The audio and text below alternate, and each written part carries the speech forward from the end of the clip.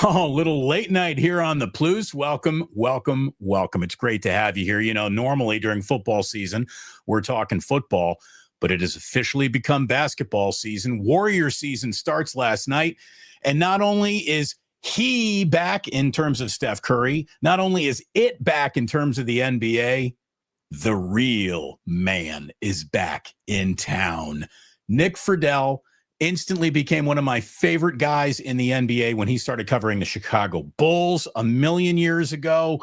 And after a million different jobs, opportunities, great career moves and layoffs, we're back together, baby. They can't keep us apart. Nick, how are you, pal? It is great to see you, Damon. I have always enjoyed talking to you. It is so great to be back in the Bay. And out of all the teams that I've been around in time, the Warriors are just a completely unique situation. And especially this year, we're one game in. There were about 19 different storylines after that first game. But what cracks me up is that all I kept thinking last night is, it doesn't matter if they win, if they lose, they are interesting. And in a league that needs so desperately to find relevance and interesting storylines throughout the course of the regular season, the Warriors do so much lifting for the NBA. And I was reminded of it again last night. Never a dull moment. I mean, for a game that lacked LeBron, which is about as big of a point on the compass as you're going to find, it didn't feel like that was a directionless game. Like you said, 19 storylines, didn't even need LeBron. The NBA needs to start preparing for that in a world that is, getting ready to pass the baton to the new generation. But this one's going to hold on to it as long as it can. And I'll tell you, the Warriors, here's the thing, Nick. I think they're going to spend an awful lot of this season looking like a pretty good basketball team. But then Father Time is going to come and get them. And in April, when they need their legs the most, they're going to have the least amount of legs left in the NBA because they're old men and youth gets served. I love their basketball wisdom, their on-court IQ, their ability. Don't love the roster construction, and I don't like how old they're going to seem. I'm afraid, a month after the trade deadline, a month after the All-Star game is when I think reality starts to pull on Superman's cape a little bit. You are not alone, my friend. And what I would tell you is I think that is at least a prevailing thought throughout the league.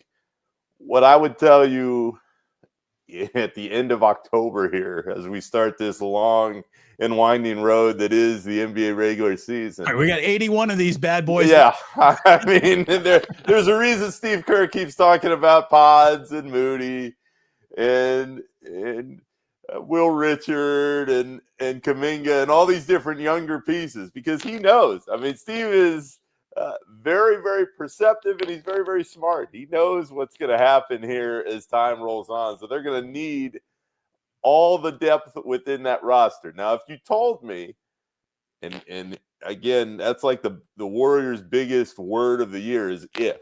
If you told me that they could stay relatively healthy going into the end of March and into April when the playoffs go, I still think they have a puncher's chance. I don't think they're going to win it, but I think they have the chance because Steph is still Steph. That's where it starts. Jimmy, as we saw last night, Damon, to your point, if he could just stay looking anything like this right now, they're going to be really, really good. But when you have so many guys who are 35 years old and over, Horford fits completely. But what does Horford look like 6 months from now? And how is his body holding up? Draymond. The issue for the Warriors is, how do you maintain trying to get through the regular season and finding a way to find that rhythm when the games matter the most? It's the single biggest question they'll have all year long. It's why even if they get into a rut and they start losing a few games, I'm personally not going to be too concerned, because it all comes down to how they look in 5 or 6 months. And I'm with you. I wouldn't certainly bet on the idea that they're going to go all the way through the West and then they're going to win one more title.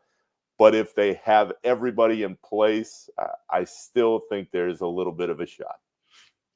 The NBA has reality waiting for you I've seen the Warriors defy reality. Can they do it one more time? Our good friend Nick Friedell defying the odds, baby. Back in the Bay Area now, covering the Warriors for The Athletic. They're so lucky to have you, Nick. It is great. We are lucky to have you back as an information source. Again, you were down in LA last night, and I got a couple questions there, but I got to bring you back out to Ike's for a sandwich now that you're back in town. You, of course, know they're all over the West Coast, expanding ever eastward. My man Ike's got something delicious.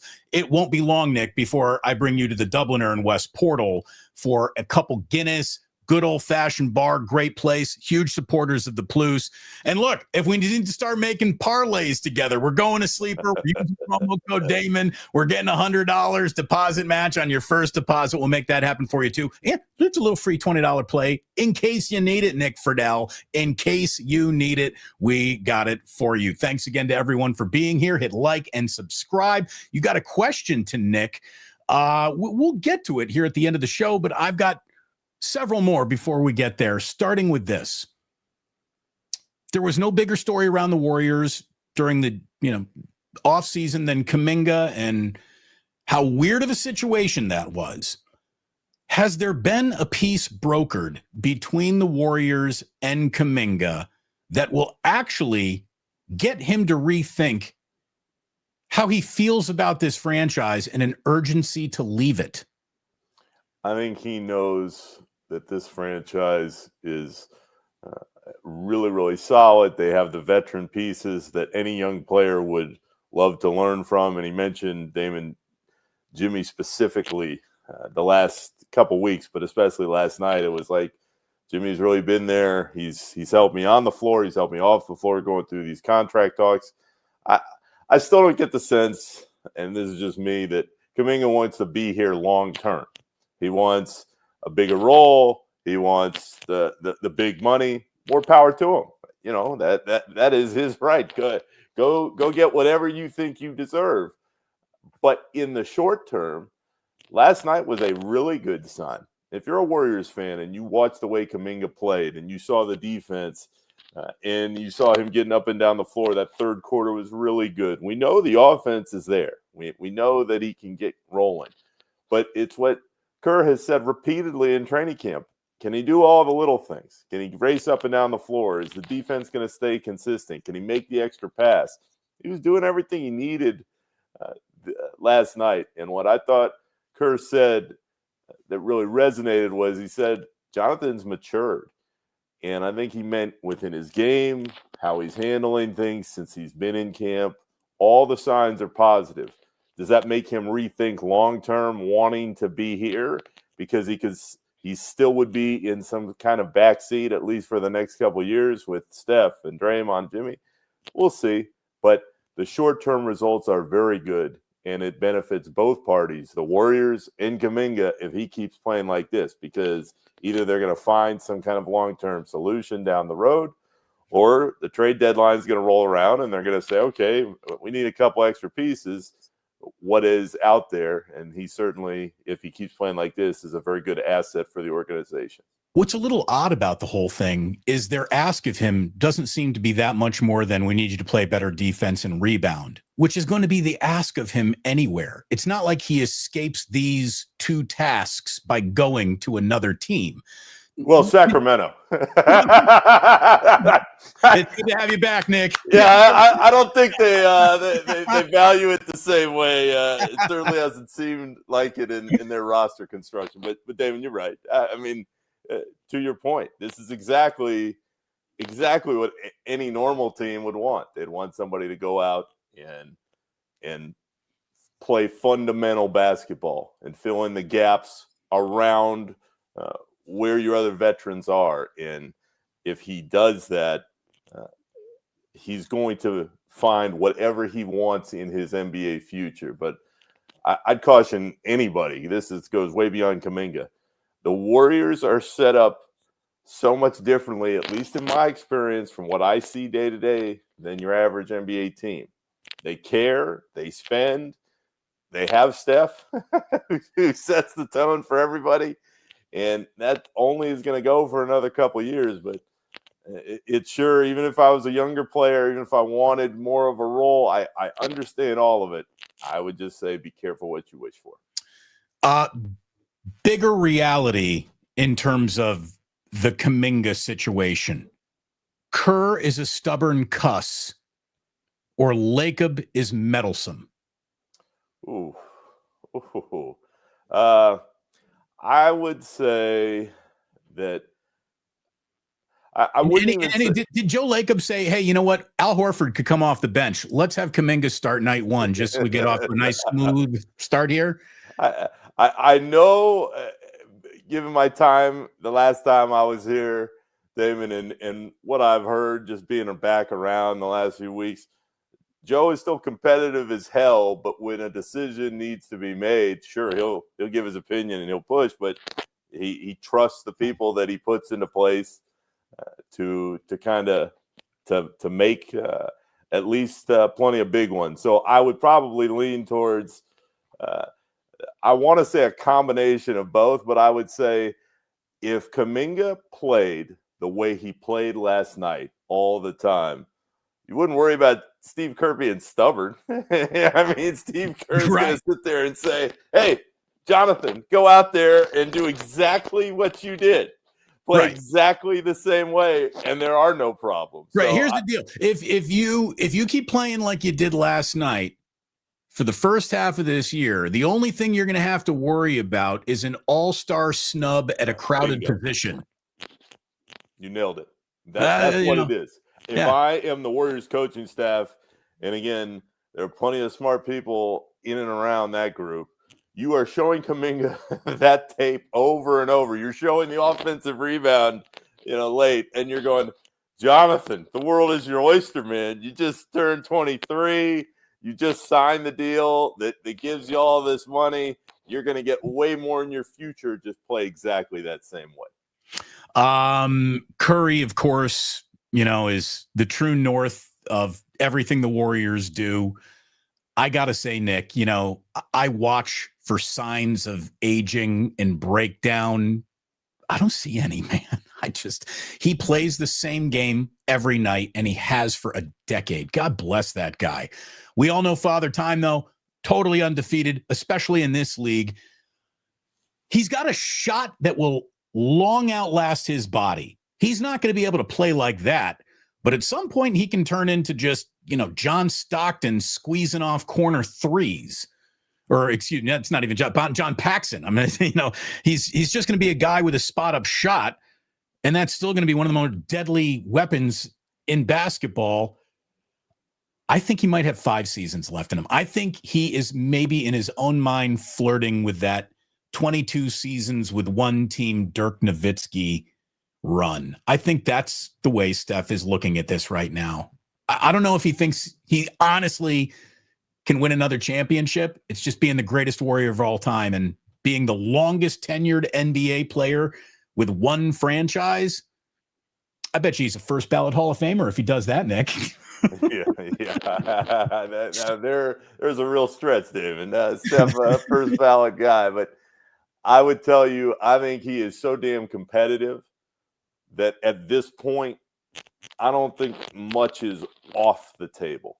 I always thought, again, personally, that he might play 3 years more from this point and kind of ride off into the sunset at 40 and go, okay, I've given everything I have. Got 4 kids. I want to see them grow up, and I want to be there for them. But, Damon, I watch this guy every day. Part of the reason why I felt comfortable going back to the Bay and being at the Athletic was because of the respect I have in watching Steph day after day, night after night. I'll give you a quick example. We were at USC last week for practice during the preseason, and everybody was kind of going off. And as you well know, if you're a pro athlete and you hit LA, everybody's got friends, everybody's got business meetings, there's lunches and dinners to go to. Barber on the West Coast is there. Everybody has somebody in Los Angeles. Right. Steph Curry walks out of this practice at USC, and of course, everybody, no matter where we go, everybody wants a minute. They want a piece. They want something. Oh my gosh, it's Steph. Can I get a picture? Can I ask you about some advice I need? Anything. And you can't even imagine the people that come out of woodwork. He comes down these stairs, and the rest of the team is either already gone or the last bus was about to go, and they were off with their day. It was the day of that USC-Michigan game. Okay. And you go down these steps in this facility, and if you go one way, you go out towards the bus. If you go the other way, that's where the USC men's and women's teams, they lift weights. And Steph takes a right. In the Galen Center there? In the Galen Center. Yeah. And he takes a right, and he goes into this weight room, and he goes through his same routine that he goes through every day. And I thought that was so telling, because if you're Steph and you're this old and you're sitting in Los Angeles and you're in the preseason, you can do whatever the hell you want. Right. You can go and do anything.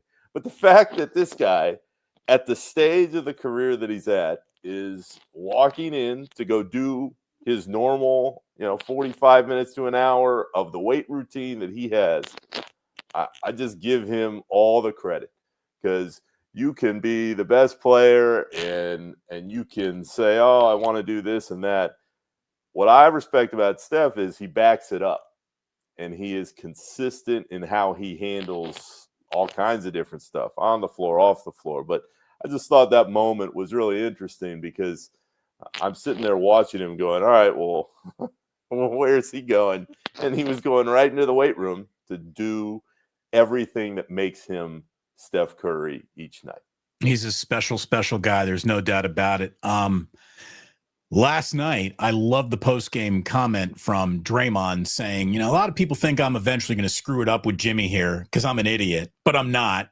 And I've never seen two alpha dogs kind of not get along. And I really respect that, and I know what he's kind of talking about. I really do. Basically, I think Jimmy Butler and Draymond Green are the only two guys in the league who could maybe get away with policing the other guy, And it's almost like when, the United States had all those nukes and Russia had all those nukes, and it was the Cold War, and there was mutually assured destruction, mass destruction. If anyone fires it. So I think that that's what's going to keep these guys cool all year. The nuclear deterrent that they know, if one of us goes off, it could upset the apple cart almost irreparably. So let's keep our shit together.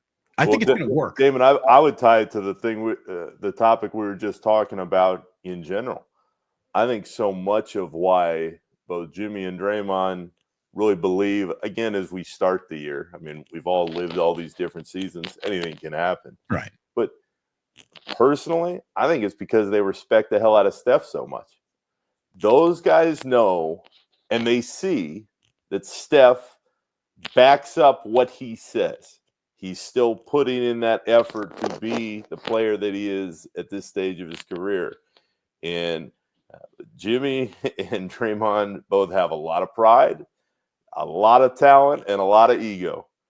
But they know that if they mess up that guy's last potential title run, there's really no coming back off that. So I never believed that Jimmy and Draymond were going to have some kind of blow up, on top of the fact that I know they had formed their own relationship, and they I believe played together in 2016 for Team USA at the Olympics.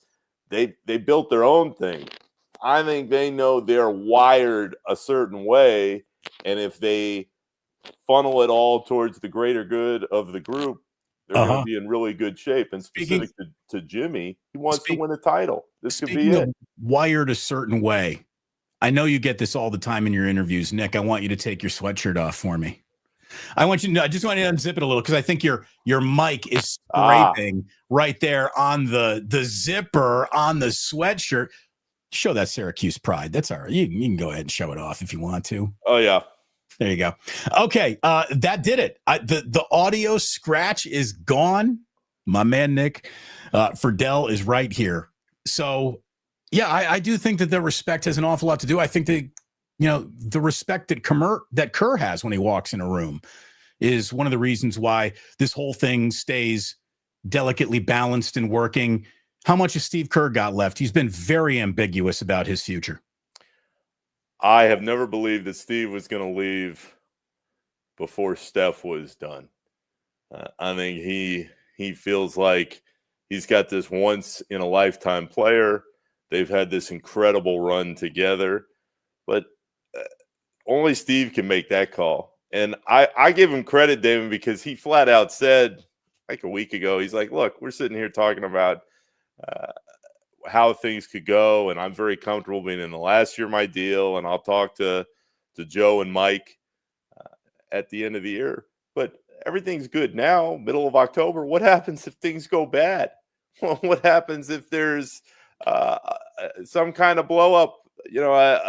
Jimmy or Draymond lose it, or God forbid, Steph got hurt. I mean, you and I were both living that experience. People always say, there's so much interest in the Warriors no matter what. I am here to personally tell you that year that Steph went down and Aaron Baines fell on his hand, and you're watching Omari Spellman and Kai Bowman and Eric Pascal. Right. We hadn't even gotten to Anthony Lamb yet. Yeah. I mean, people just, they aren't nearly into it the same way. So right. A lot of different things can happen. I guess you conceptually can still have Christmas, but without Santa Claus, it's a little different. Right. I don't know what will end up happening at the end of the year if we were betting on it, though. I think Kerr is back next year. And so long as Steph is still up and running and playing at this level, and he still feels like he has a legit chance to win, even if we acknowledge that it's going to be a lot tougher now with everybody older, I have a hard time believing he would walk. Nick, we're so lucky to have you back covering the Warriors. It's going to make everybody better and smarter. Do you teach Anthony Slater the ESPN secret handshake before you send him into his eventual layoff? Is that how that goes? Oh, no. I'm not touching that second part. But David, it does feel like Slater and I, it's like we're trading jerseys at the end of the game. Totally. You really are. All right. Well, you do this and you get that, and we'll take the picture. But I'm really, really happy for him. He's one of my closest friends. I know he'll do great, and I have to laugh every day because we're sitting there, and I've been sitting away from the game and everything for 2.5 years, and we look at each other like, all right, well, this feels normal again. We're watching the Warriors. There's still so much interest around them, and I think it's great for the fans because Slater and I have completely different ways about going about this job. And I think that's better for everybody to get all these different perspectives. Well, and you guys are both great at what you do. There's no doubt. I could talk Warriors with you. Like you said, the topics never end in any direction, but I kind of want to bounce around the league a little bit. And let's just start with who they opened against and the Lakers. So does this LeBron ending sting this year? Like, is it going to fall apart this year? Does it get ugly in LeBronville this year? It feels like we're being set up for that. When you already start to hear, well, LeBron is out, but he'll be watching, and if things don't go well, Damon, as you and I both know, especially in pro sports, it's all about leverage. And for LeBron at this stage in year 23, he just doesn't have that much anymore. If it's not this year, and in my opinion, I think it'll end up being this year is the end. Maybe he plays one more season, but he's still a hell of a player. He's just not that player anymore. Watching the Lakers last night only made me feel stronger about what I believed going into the season, which is they're not that good. I mean, like, they're going to have better nights than they did last night, and Luka's still a hell of a player, but Damon, Luka had an insane game box score wise, but it did feel quiet in there. It was like Luka was doing his thing, but where's the rest of the help going to come from? LeBron, again, really good player, one of the very best of all time, but not the kind of game-changing talent that he had been for so long. If Redick was brought in to get along well and please LeBron, now that it's Luka, how's that relationship? How's Redick and Luka? It better be good. And Redick just got that extension. Luka signed. But Damon, I don't have to tell you, you live this every day and still doing what you do. The players in general in pro sports have more power than ever before. So if Luka wakes up one day and is like, you know what, I just don't like Redick. I want somebody else. I want my own guy in here. Well, then Redick will be gone, and the Lakers will pay whatever they have to pay. So that is the way it's all going. And I tie it back again to the Warriors conversation. Why does Steph Curry have so much respect? Because everybody knows their role and they're comfortable playing it around him. And if they're not comfortable, if you're a younger player and you don't fit, well, guess what? You're not going to be a Warrior that much longer. So as far as Redick goes, I don't think that that they have any kind of problem now. I think he's still kind of growing into the job, but that will be the relationship to watch moving forward with Luka. Thunder, Nuggets, Rockets, and then everyone else. Does that feel about right to you? I would say Thunder, Nuggets, and this goes back to the opening of our conversation. If you told me the Warriors could hang in there health-wise, I actually plugged the Warriors in third ahead of the Rockets. I think there is just going to be a fear factor, and maybe this gets more into a potential playoff series. I mean, hell, we saw it last year. The Rockets are huge now. Yeah. I mean, if Durant is playing a two, they are gigantic, and that could be an issue. But I would say this about the Rockets. I know a lot of people, they look at Kevin and they go, oh, he's not the same. He's just tweeting all the time. I would not want to mess around with that dude in any kind of playoff setting that mattered, because, Damon, I still think that he is at a level, especially offensively, that is very, very good. And so many people get lost in the narrative surrounding Kevin, and they kind of lose the focus of, hey, I know he's older now, but he is still an unbelievably good player. In a lot of ways, it reminds me of the Steph conversation, although Steph isn't using his time off the floor the same way. What I would tell you with Houston, though, is I'll believe it when I see it. I haven't seen it with them yet. Nobody really has. I think the Thunder should come out of the West again. And I think they're just a cut above everybody else.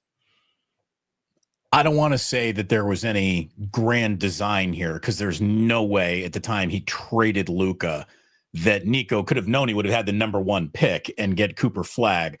But I'll tell you right now, knowing what we know now, the next 3 years I'm more interested in, the Lakers or the Mavericks. I think I'm picking the Mavericks here. And Cooper Flag has really bailed Nico out of that situation. Who has the better 3-year run in front of them? The Lakers? I don't think it's close. Or the Mavericks? Yeah, I don't either. It's Dallas, and if you get Kyrie, how crazy is that? By the way, how crazy is that we all reacted the way we did on the night it happened, and then handful of months later, it looks so much different. Well, I think everybody was right to react the way they did. I do too. The bounce of luck with the ping pong balls, where you go, okay, right. Don't pretend this was your plan, Nico. Yeah, exactly. Like the Mavs just caught a monumentally huge break. They took advantage of it. But Damon, I'm with you. Cooper Flag is awesome. I think he is really, really going to not just be a great player down the line. I think he's going to help instantly with what they need. And when you fit him in with AD and you potentially bring Kyrie back at some point, well then, for the rest of the West. Are they starting him at point guard? I think that that was the talk throughout the preseason. I didn't see exactly what happened leading into tonight, but I think he's going to get plenty of time in different spots. And I think what's crucial is he can handle it. He's that talented. He does look that talented. I mean, when he was out there holding his own against Team USA, you just knew, all right, there's something going on with this one. Let's remember that name. This one's legit. We've been carving up the West. The West is fascinating. There's one or two more things to get into, but I'll save that for the end. When you start looking at the East, there's a part of me that wants the Knicks to top out at 40 wins because I don't like what they did to Tibbs. I think they might be fooling themselves, but I also like it when MSG is rocking and the Knicks matter. So I got a little mental tug of war there.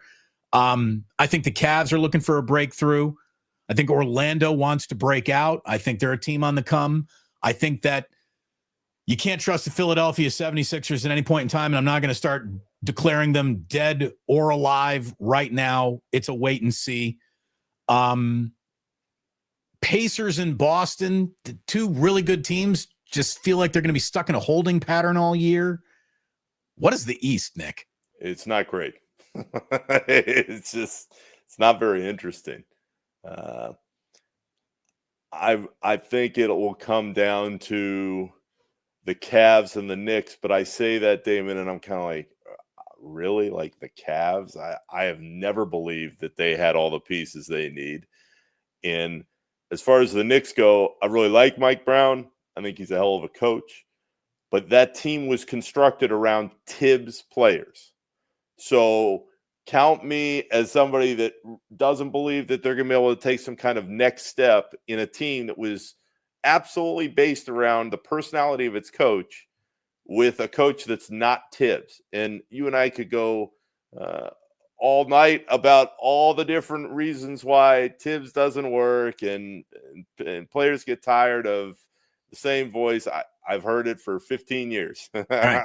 I think there is absolutely something to that in all these different situations. But to bounce him after they go to the Eastern Conference Finals and just say, all right, well, we've got the same roster, it can be different. I don't believe that. So as far as the rest of the East, Boston and Indy, no. I mean, they don't have enough. Orlando, and I say this is a lifelong, grew up in Orlando, Magic fan. I like the pieces on paper. Right, you're going to put on your Penny Hardaway pajamas. Yeah, I mean, my Horace Grant goggles. Like I've got everything back at the house still, but I just don't think they are good enough. So to me, as we sit here, the East just does not have a lot of entertaining night-to-night storylines. Again, somebody's got to come out of there, and somebody will have a chance.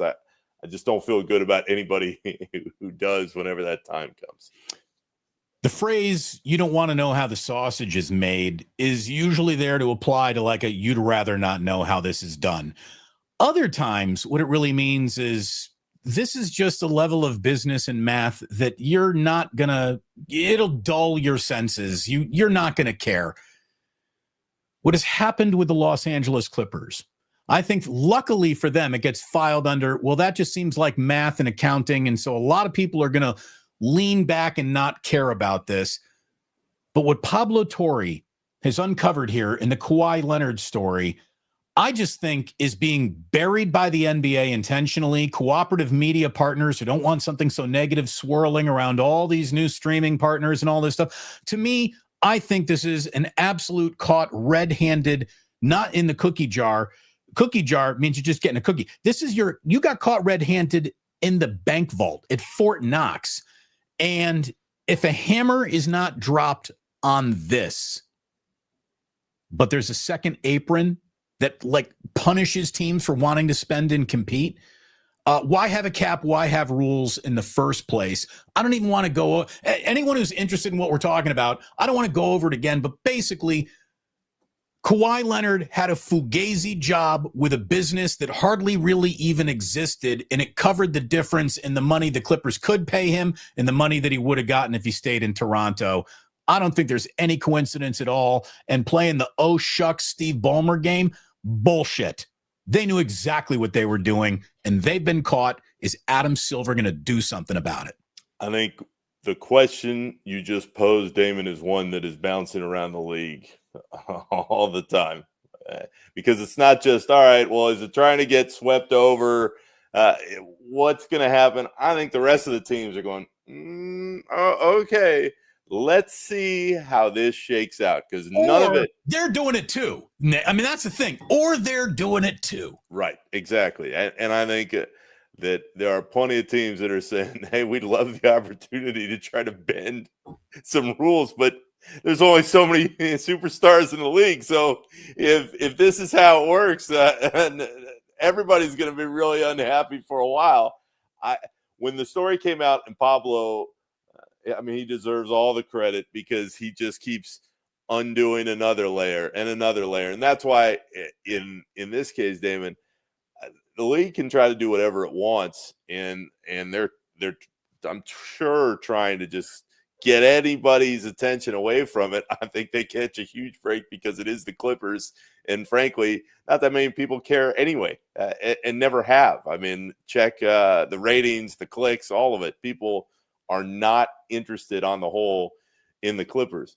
But I believe in Pablo and what he does. And I think that if it starts to fade and there's a push to kind of get it away, something else will pop up, because as this story has played out over the last couple months, something always has. So I believe that the league's going to have to come down and do something, or else not only are they going to piss off plenty of teams in their own league, I think they're going to lose part of the public trust. And that is something they definitely don't want. Jillian told me to tell you to invite yourself over for dinner, because you're a busy guy. You're a single man, a man about town, and you're traveling on an NBA schedule. And there will be some nights where you land at SFO, and the only thing you want to do the next day is lay on your couch in your underwear. And boy, do I respect that. So not that day, not when you're traveling, but you tell me the night you're coming over for dinner, and we'll get it ready for you. We're so happy to have you back here, brother. It's great to see you, pal. Thank you so much for stopping on by tonight. The information, it's just fantastic as always, brother. Damon, I appreciate it. Please tell Jillian I said hello. I was going to say, I think it'll be when I get to SFO one night and I just text you and say, okay, I'm coming over. Done. We're close. I mean, we're close to the airport. You can get to our place quickly. We're easy to get to. It'll happen very soon. It's great to be with you always. I always appreciate what you did to help get me in the door here out in the Bay, and keep rolling. And to anybody out there that listens to your show, I really enjoy being back out here, because people really, really care. And in my case, it centers around the Warriors, but that interest and the love they have for that team, it's genuine. And I respect the hell out of that, because there's only a few places in the country where it's at this level. And I think the fan base specifically out here in the Bay, they know what they have in the Warriors. They know what they have in Steph. And there is just a real intrigue about what's going to happen this season. I think everyone who was old enough to know how special this franchise wasn't before it became the most special thing in the NBA, maybe in basketball, one of the most special moments in basketball history. Steph has been a gift. He is on par with Willie Mays' Joe Montana legend status here in this town, and we all had a front row seat for it. We're very lucky, and this is why some Warrior fans get really mad. They don't want the fun to end. They don't want the ride to be over. They don't want to leave the amusement park. But that's not how sports works. And I think it's going to be fascinating. We'll see how long they can keep Disney World open. But the moose out front should have told you that when you get this old, you're in a little trouble. It is good to hear your voice again, my man. So good to have you back, Nick. We'll do something real soon. Nick Friedell, boys and girls, joining us here on the Plus. Awesome stuff. And thank you to everyone for coming on back here tonight. It was great to see you. We'll be back for a live 11 a.m. West Coast show, as we always are. I'm sure we'll throw it back to the Niners and so on and so forth. But it was awesome to have you here for a little late night Plus. And thanks so much to Nick Friedell. And please do remember that sports don't build character. They reveal it. And like that, he's gone.